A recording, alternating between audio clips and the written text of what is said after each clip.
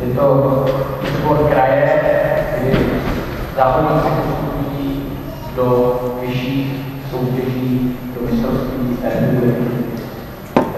Jsem rád, že jste začali vedle olympijských, odsledování olympijských her na druhou největší sportovní událost naší hale. A přeju, aby se vám to líbilo, aby se to povedlo. A tím bych považoval dnešní závody za zahájené.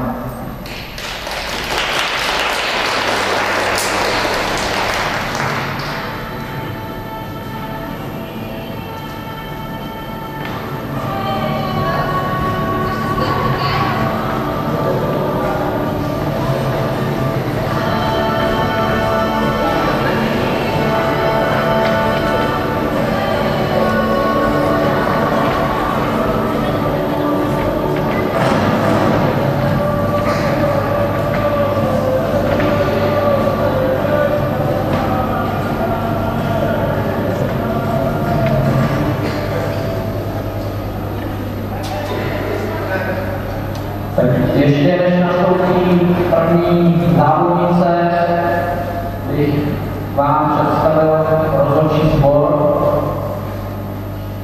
První rozhodčí sbor je Dana Beránková,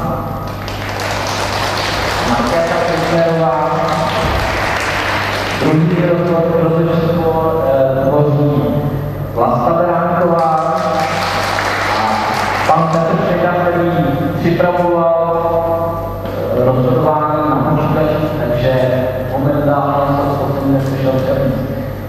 Počtáte a hudbu pouští Radovan Časa a já jako vlastně rozhodčí Jan Časa.